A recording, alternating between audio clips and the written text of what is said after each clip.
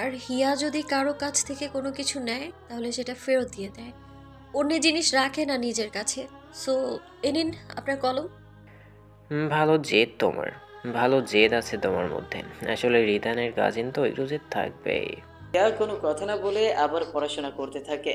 রিদান অফিসে যায়। জাহিদ দেখে রিদান বেশ খুশি। বিয়ের পর মুখে হাসি লেগে থাকে। নতুন নতুন বিয়ে হলে এমনই হয়। জাহিদ বলে, বা রিদান, নতুন নতুন বিয়ে হয়েছে তাই কি এত হাসি খুশি থাকা হচ্ছে? হাসি খুশি থাকবো না কি করব? সারা মুখে দাগ নিয়ে ঘুরে বেড়াবে, না বউকে কোলে নিয়ে হানিমুনে যাওয়া? রিদানের কথা শুনে জাহিদের কান গরম হয়ে যায়। এই ছেলেটা কি কখনো সোজা কথা সোজা উত্তর দিতে পারে না? জাহিদ বলে, আচ্ছা, তুমি কি সোজা কথা সোজা উত্তর দিতে পারো না? এখানে ভুল কি হলো? বউকে নিয়ে মানুষ তাই করে। জাহিদ আর কোনো কথা বলে না। রিদান আর ও জমি দেখতে চায়। আসলে এটা একটা সরকারি কাজ আর বিশাল টাকার, তাই রিদানকে দেখতে যেতে হচ্ছে। হিয়া কোচিং পড়াশোনা করতে থাকে আর পাশে উনি ঘুমিয়ে থাকে। কোচিং শেষ হয়ে গেলেই সামনে থাকা গাড়িতে উঠে বসে যায়। রিদান গাড়ি ঠিক করে রেখেছে। অনিল বাইক দিয়ে বাড়িতে চলে যায়। তার বাড়িতে বাবা থাকে। অনি বাড়িতে ঢুকে যায়। তখন তার বাবা বলে, অনি, তুমি নাকি কোচিং সেন্টারে পড়াশোনা না করে ঘুমিয়ে থাকো, কথাটা কি সত্যি? অনি থেকে যায়। তার বাবার কথার উত্তর দিতে ইচ্ছে করছে না। আসলে অনেক গান করতে পছন্দ করে, তাই সে বড় হয়ে গায়ক হতে চায়, কিন্তু তার বাবা তাকে বিজনেস সামলাতে বলে। ছোটবেলা থেকে তার অনুভূতি, তার কথার কোনো দাম নেই। তার বাবার কাছে অনেক বিরক্ত হয়ে বলে, তোমার কানে যেহেতু খবরটা এসেছে, যেটা ভুল কি করে হতে পারে? আমি কোচিং সেন্টারে ঘুমিয়ে থাকি শুনে খুশি হলে? তার বাবা রেগে যায়। কোচিং সেন্টারে ঘুমিয়ে থাকে সেই কথা শুনে নিশ্চয়ই সে সত্যি খুশি হবে না। বাবা বলে, মানে কি এইসবের? তুমি পড়াশোনা না করলে ভালো রেজাল্ট কি করে করবে? কোচিং সেন্টার কি তোমাকে ঘুমিয়ে থাকার জন্য পাঠানো হয়েছে?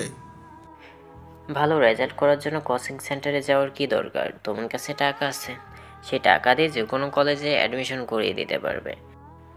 আর তোমার জীবনের গোল মানে টাকা কামানো, টাকা দিয়ে সব কিনা যায়। অনি এই কথা বলে রুমে চলে যায়। গিয়ে গিটার বের করে গান করতে থাকে। হিয়া বাড়িতে ফিরে আসে। পরে নামাজ পড়ে নেয়। আর শরীর অনেক টায়ার্ড লাগছে, তাই একটু বিশ্রাম নিয়ে নেয়। রিদান জমি দেখতে গিয়েছে। সেখানে কাজও শুরু হয়ে গেছে। অনেক মহিলারা কাজ করছে। রিদান বলে, কি কাজ কেমন চলছে? সব ঠিক? ইটবালি যেন ভালো মানের হয়, তাহলে পরের কাজ আর আপনাদের দেয়া হবে না। কারণ এটা সরকারি কাজ, তাই যদি কোনো ভুল হয় অনেক মানুষের সমস্যা হবে। So be careful. ঠিক বলেছেন, আসলে আমি খুব ভদ্র তো। আচ্ছা এখন চলুন কাজের জায়গায় ভালো করে দেখে আসি। রিদান আর তার সাথে লোক কাজের জায়গা দেখতে যায়। জাহিদ কি করবে সেও যায়।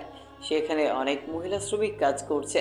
তবে একটা জিনিস কিন্তু অদ্ভুত, সেখানে সব মহিলা গ্রামের, তাই তারা সবাই নাক ফুল পরে রয়েছে আর হাতের চুড়ি।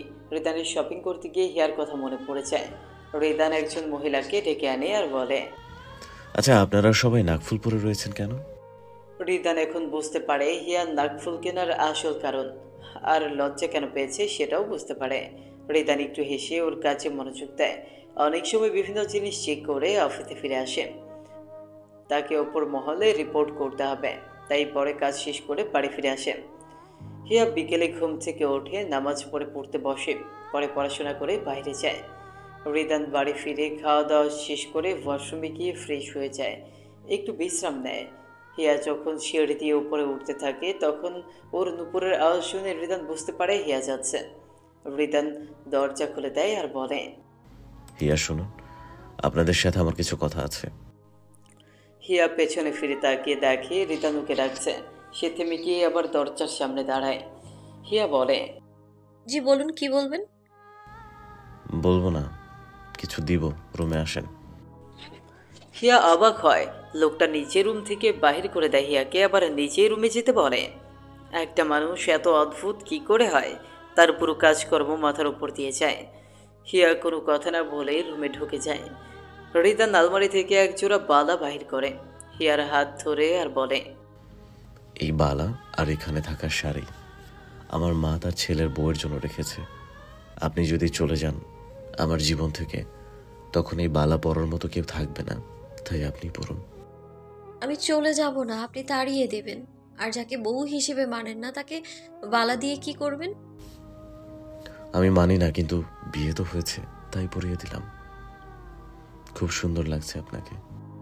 হিয়া এক দৃষ্টিতে তাকিয়ে থাকে, লোকটা কি সুন্দর করে আস্তে আস্তে ছড়ি পড়িয়ে দিচ্ছে। যদি বউ হিসেবে না মানে তাহলে এত কেয়ার করে কেন? সত্যি কথা স্বীকার করতে কি সমস্যা ওনার? হিয়া একটু লজ্জা মুখ হাসি দিয়ে নুপুরের শব্দে যাতে আস্তে আস্তে হেঁটে চলে যায়। তখন রিদানুর হাত ধরে ফেলে, এক টান দিয়ে কাছে নিয়ে আসে, নেশা জড়ানো চোখে তাকিয়ে বলে, হিয়া, আপনার নুপুরের আওয়াজ কম করতে হবে না। এখন এই শব্দ আর আপনি দুটো ভালো লাগে আমার কাছে। হিয়া মাথা উঁচু করে তাকিয়ে দেখে রিদানকে। এই প্রথম রিদান এত কাছে আছে ওর। রিদানের হার্টবিট শুনতে পাচ্ছে।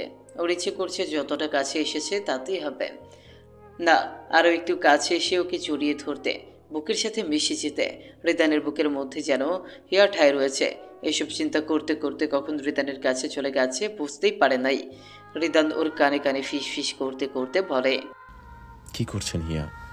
আমি হাত ধরেছি বলে কি এখন একা পেয়ে আমার সাথে যা ইচ্ছা তাই করবেন? একটা পুরুষ মানুষের সাথে খারাপ কিছু করার শাস্তি কিন্তু আইন দিবে আপনাকে। কি বলছেন এসব? কি করছি? এই যে একটা অসহায়, অবলা, ভীতু একটা ছেলেকে রুমে একা পেয়ে তার সাথে এসব করছেন। আপনি অসহায়, অবলা? আপনি এত কাছে যদি থাকেন তাহলে আমি আপনার কাছে অসহায় হয়ে যাব। পুরুষ মানুষের কিন্তু মতলব আর চরিত্র যে কোনো সময় খারাপ হতে পারে, আর যদি খারাপ হয় তাহলে। রিদানের পুরো কথাটা শোনার আগে হিয়া ওকে একটা ধাক্কা দিয়ে দৌড়ে রুম থেকে বের হয়ে যায়। রিদান হাসতে থাকে। এই মেয়ে এত লজ্জা কেন পায় সেটাও বুঝতে পারে না। হিয়া রুমে চলে যায়। জীবনে কখনো কোনো পুরুষ ওর এত কাছে আসে নাই। মনে হচ্ছে শরীরে একটা অদ্ভুত শিহরণ বয়ে যাচ্ছে। আর রিদানের কথাগুলো একদম কানের লতি ছুঁয়ে যাচ্ছিল ওর। রুমে এসে একটা শুকনো ঢোক গেলে আর মনে মনে বলে, আরে হিয়া, তোর কি হচ্ছে এসব? নিজেকে নিয়ন্ত্রণ কর, মনে হচ্ছে সব এলোমেলো হয়ে যাচ্ছে। আচ্ছা, প্রেমে পড়লে কি এমন হয়? ধুর, আমি কি প্রেমে পড়েছি নাকি? হিয়া নিজের রুমে চলে আসে। আয়নায় তার হাতে পড়া বালাটা দেখে, কি সুন্দর এটা। আর মায়ের পরা জিনিস সবসময় সুন্দরই হয়। হিয়ার মায়ের কিছু জিনিস ওর কাছে রয়েছে, তবে সেটা মামার বাড়ি, কারণ বাড়ি থেকে আসার সময় কোনো কিছু নিয়ে আসতে পারে নাই।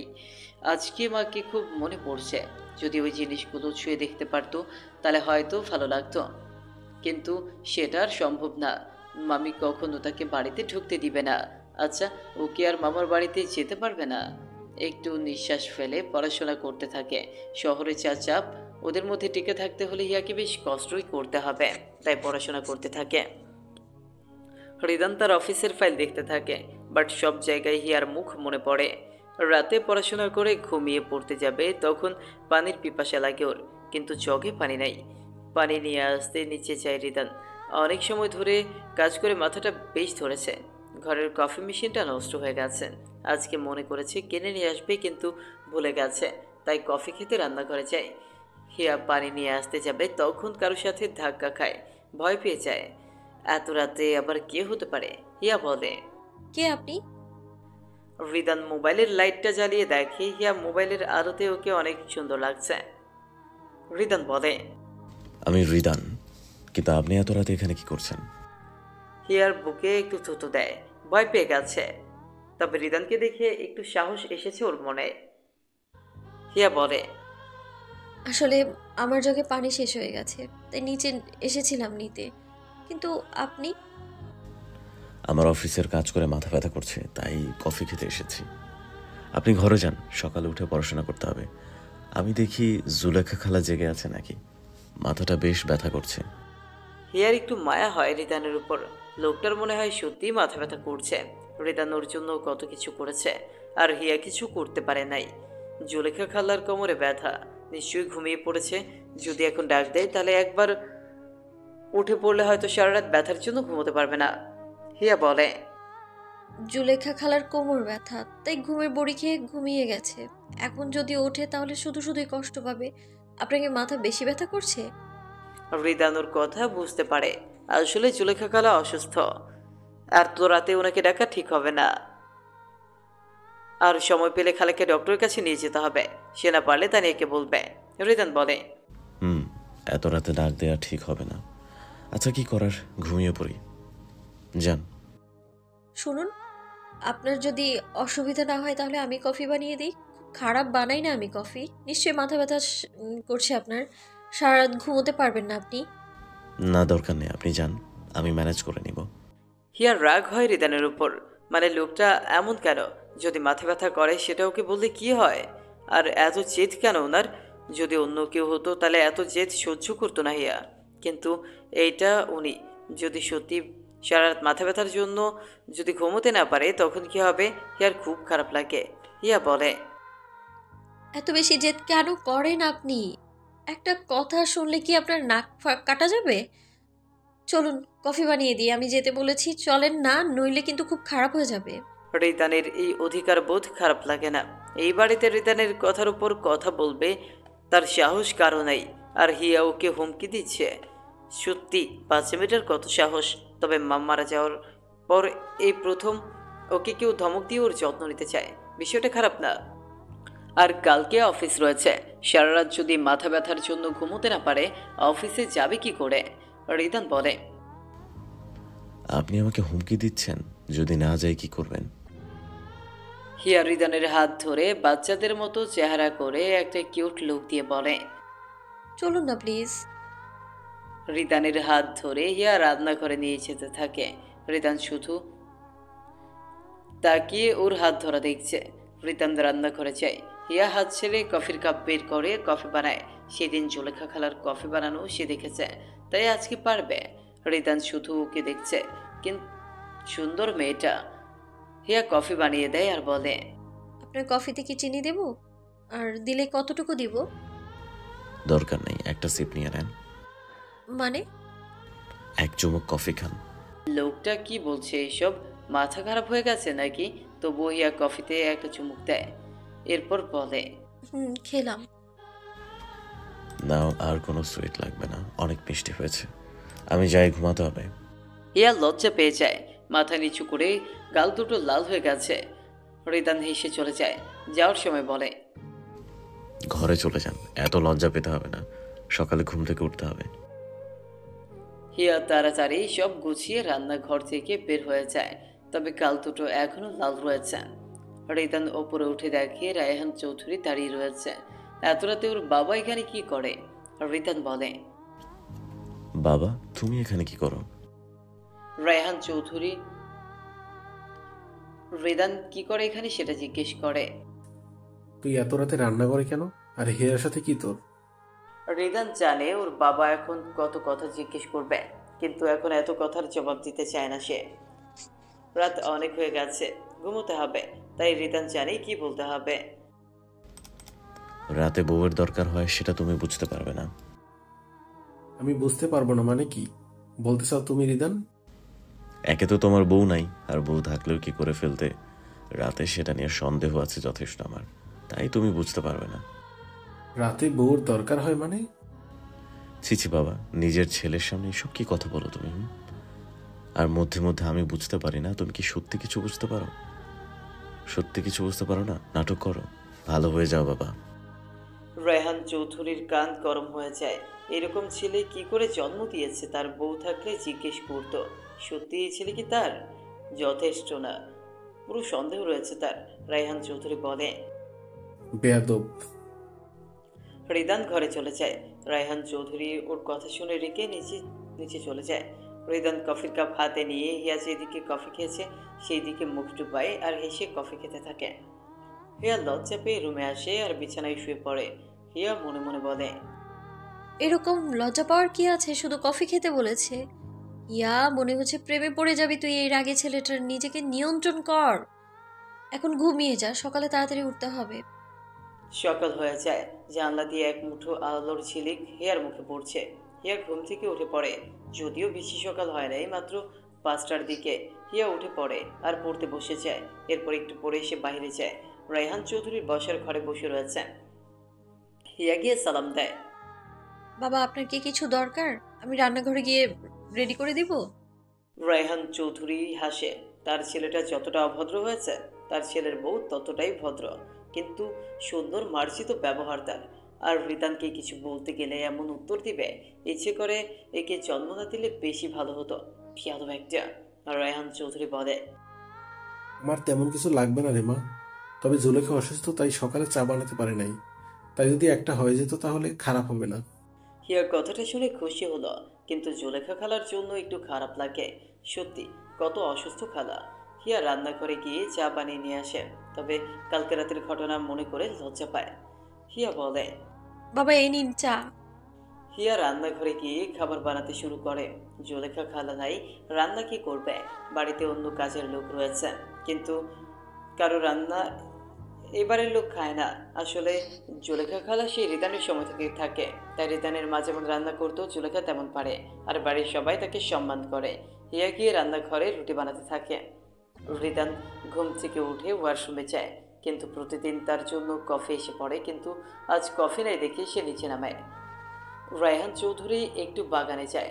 রিদান নিচে এসে জুলেখাকে কিছু বলতে যাবে, কিন্তু তার আগে হিয়াকে দেখে সে অবাক হয়। হিয়া এখন পাক্কা রাঁধুনির মতো রুটি তৈরি করতে বিজি। রিদান কাছে এসে বলে, আপনি সকাল সকাল রান্না করে কি করেন? পড়াশোনা নাই? হুম, আছে, কিন্তু সারাক্ষণ পড়াশোনা থাকে না আমার। আজকে জুলেখা খালার অসুস্থতার জন্য বিছানা থেকে নামতে পারিনি, তাই আমি রান্না করতে এসেছি। কোনো আপনার সমস্যা কোনো? না, আমার কি সমস্যা থাকবে? জুলেখা খালা নাই তাই না খেয়ে থাকার চেয়ে আপনার হাতের পুরো রুটি খাওয়া অনেক ভালো। কি করার বলুন, বিয়ে করে কপালে পুড়েছে, এখন রুটি পুড়বে। ও তাই না? আমি পোড়া রুটি তৈরি করি, ঠিক আছে, সমস্যা নেই। একটা কাজ করুন, আপনি এসে একটা রুটি তৈরি করুন।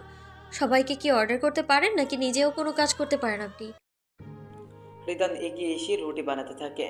সে কি রুটি বানাতে পারে না নাকি? যদিও জীবনে কখনো বানায় নাই, তো কি হয়েছে, চেষ্টা করলে সব পারবে। হিয়া কোনো কথা না বলে পেছনে সরে যায়। একটু পরে এসে রিদানের রুটি দেখে হাসতে হাসতে বলে, কি হলো ম্যাজিস্ট্রেট স্যার, রুটি বানাতে পারলেন না তো? এটা রুটি না বাংলাদেশের ম্যাপ। জমির কাগজ দেখা রুটি বানানো এক কথা নয়। দিন আমায় দিন। দেখুন, আর কথা শোনাতে হবে না, ভালো হয়েছে আমার রুটি, আর আমি কফি খেতে এসেছি, সেটা নিয়ে চলে যাব। হিয়া ওর কথা শোনে, আরেক চুলায় কফির পানি দেয়। রিদান দেখে রুটি বানাতে গিয়ে হিয়ার চুলে একটু আটা লেগে গেছে। আর রিদান ওর হাত দিয়ে চুলগুলো সরিয়ে আটা মুছে দেয়। এরপর একটু কাছে এসে বলে, কফি বানিয়ে দিচ্ছেন ঠিক আছে, তবে কালকে রাতের মতো মিষ্টি হবে কি? আমি কিন্তু সুগার একটু বেশি পছন্দ করি। হিয়ার কান গরম হয়ে যায় রিদানের কথা শুনে। লোকটার মুখে সবসময় আজে বাজে কথা, বিরক্তিকর বিষয়। হিয়া একটা ধাক্কা দেয়, পরে কফি দিয়ে বলে, এত সুগার খেতে হবে না, ডায়াবেটিস হয়ে যাবে। যান এখন এখান থেকে। বিরক্তিকর একটা লোক একটা। যান। রিদান হেসে চলে যায়। হিয়া আবার রুটি বানাতে মনোযোগ দেয়। রিদান নিজের রুমে যায়। রাব্বি ফোন করছে ওকে। রিদান ফোন তুলে বলে, কিরে, এত সকাল সকাল হঠাৎ আমাকে মনে পড়লো তোর? তুই মনে করার মতো মানুষ। আচ্ছা শোন, হিয়া তো আমাদের কোচিং সেন্টারে ক্লাস করছে, কিন্তু কোচিংয়ে হিয়ার অ্যাডমিট করাতে হলে ভালো করে ওর জন্ম নিবন্ধন সহ বিভিন্ন জিনিস লাগবে, তাই সেগুলো জমা দিতে হবে। রিদান রাব্বির কথা শুনে হিয়াকে যখন ওর মামা বাড়ি থেকে নিয়ে এসেছে, তখন ওর সাথে কোনো কাগজ ছিল না। মনে হয় সব কাগজ ওর মামার বাড়িতে। তাহলে কি করে জন্ম নিবন্ধন জমা দিবে? তাছাড়া পরে কলেজে অ্যাডমিট হওয়ার সময় কাগজ লাগতে পারে। কিন্তু এখন কি করবে? হিয়াকে কি বলবে সে? হিয়া খাবার রান্না করে সবাইকে খাইয়ে নিজের রুমে চলে আসে। যা গরম পড়েছে, রান্নাঘরে অনেক গরম, যদিও পুরো বাড়িতে এসি রয়েছে। রিদান জাহিদকে কল করে আর বলে, হ্যালো জাহিদ, অফিস থেকে কি এখন ছুটি নেওয়া যাবে? নেওয়া যাবে, কারণ পূজার বন্ধ শুরু হয়ে যাবে কালকে থেকে, আর তুমি চাইলে একদিনে ছুটি নিতে পারো। ওকে, বুঝতে পেরেছি। হিয়া রুমে এসে একটু হাত মুখ ধুয়ে বসতে চায়, তখন রিদান আসে ওর রুমে। এসে বলে, হিয়া, আপনি রেডি হয়ে যান, আমাদের যেতে হবে। হিয়া অবাক হয়ে যায়। আবার কোথায় যেতে হবে তাকে? শপিং মল থেকে পরশু দিনই এসেছে। হিয়া বলে, কোথায় যাব আমরা? আপনার মামার বাড়ি। হিয়া রিদানের কথা শুনে বুঝতে পারে না কি বলতে চাইছে। মামার বাড়ি যাবে মানে? মামি তাদের সেই বাড়িতে ঢুকতে দিবে না। তার উপর গ্রামের মানুষ রয়েছে। লোকটার কি মাথা খারাপ হয়েছে যে মামার বাড়ি যাবে বলছে? হিয়া বলে, কি বলেন আপনি? মামা বাড়ি যাব? মানে আপনি জানেন না মামি আমার সহ্য করতে পারে না। আর এখন তো বিয়ে থেকে পালিয়ে এসেছি, মামি কিছুতেই ওই বাড়ি ঢুকতে দিবে না আমায়। পরে গ্রামের মানুষকে ডেকে এনে সমস্যা করবে। হিয়ার কথা রিদান বুঝতে পারে, কিন্তু ও জানে কি করে ওর মামিকে টাইট দিতে হবে। রিদান বলে, আপনাকে এত কিছু ভাবতে হবে না, রেডি হয়ে যান, আমরা যাব। আমি অফিসে একটা আবেদন করব আজকের ছুটির জন্য, আর আপনার কোচিং বন্ধ থাকবে পূজা উপলক্ষে।